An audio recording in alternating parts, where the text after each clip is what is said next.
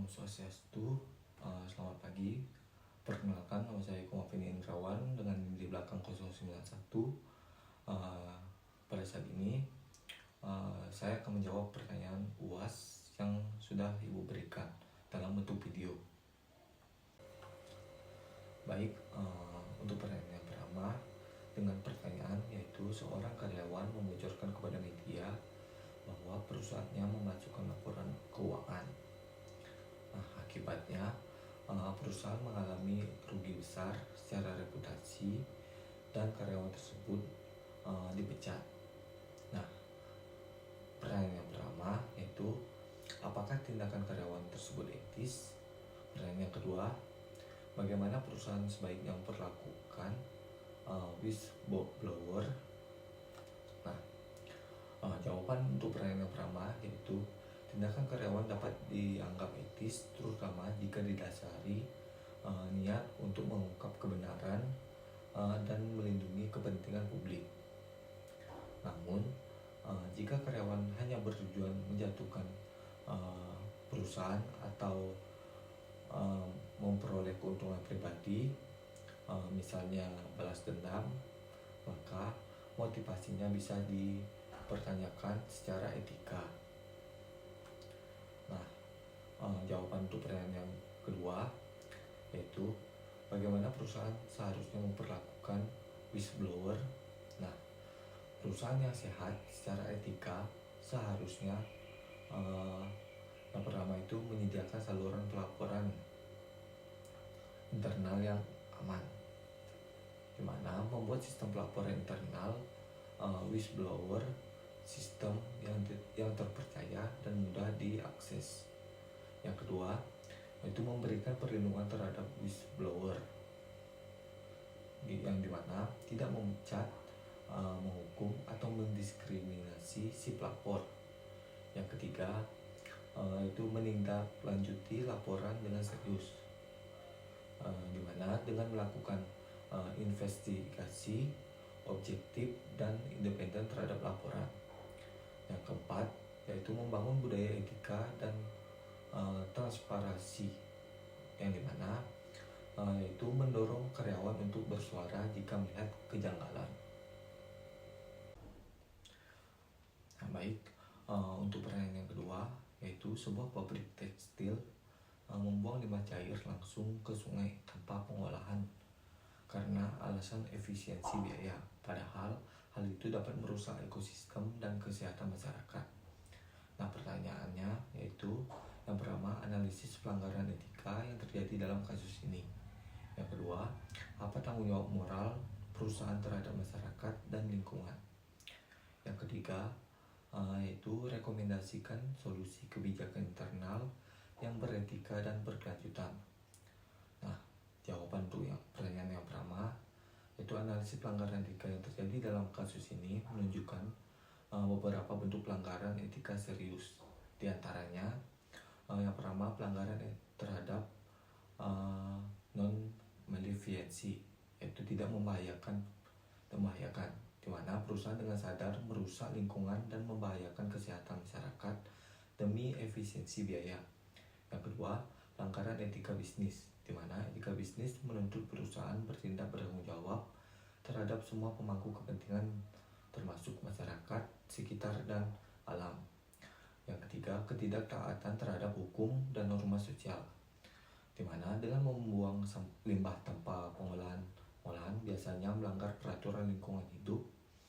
Yang keempat, pelanggaran etika utilitarian, di mana dalam jangka panjang kerugian kolektif masyarakat dan kerusakan ekosistem akan jauh lebih besar.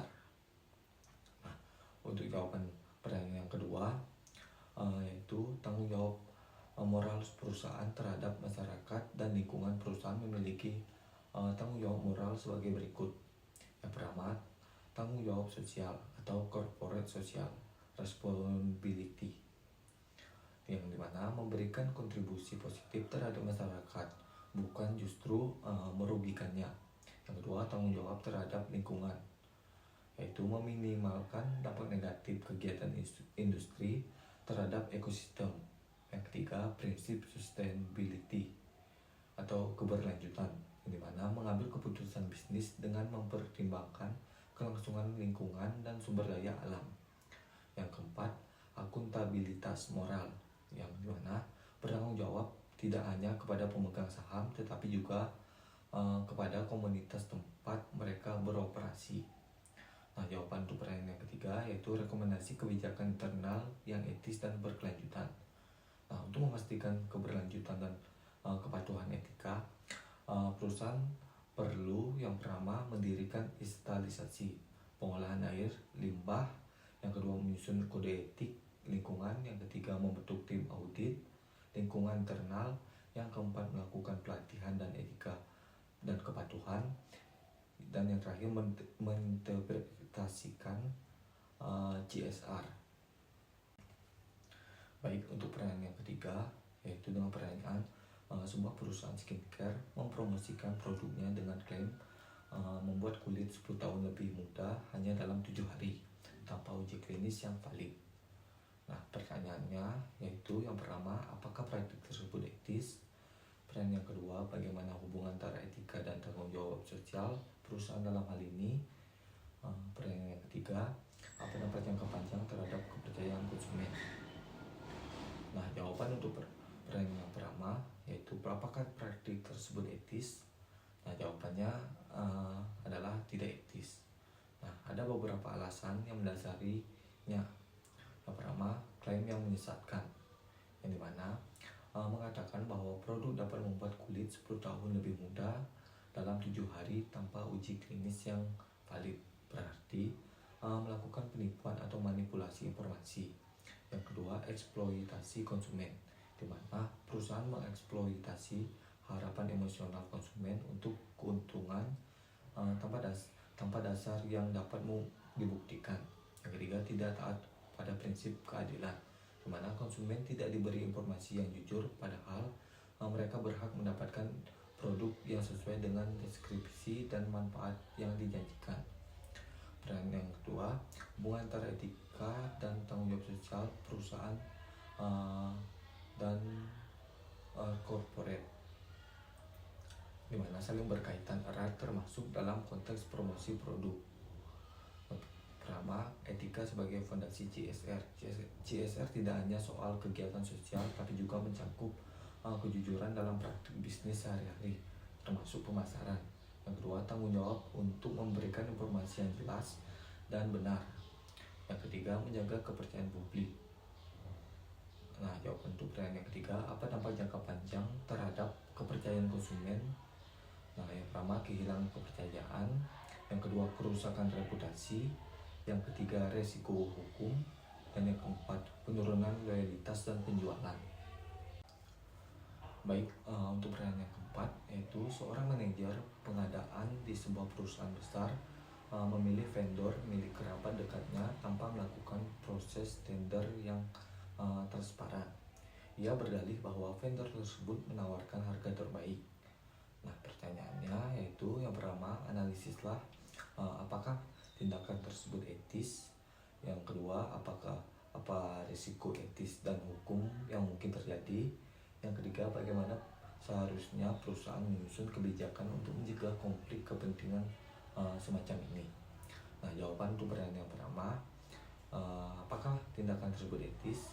Jawabannya yaitu tidak etis. Nah, alasannya yang pertama, terdapat konflik kepentingan, mana manajer membuat keputusan yang berpotensi menguntungkan dirinya atau keluarganya, bukan murni demi kepentingan perusahaan.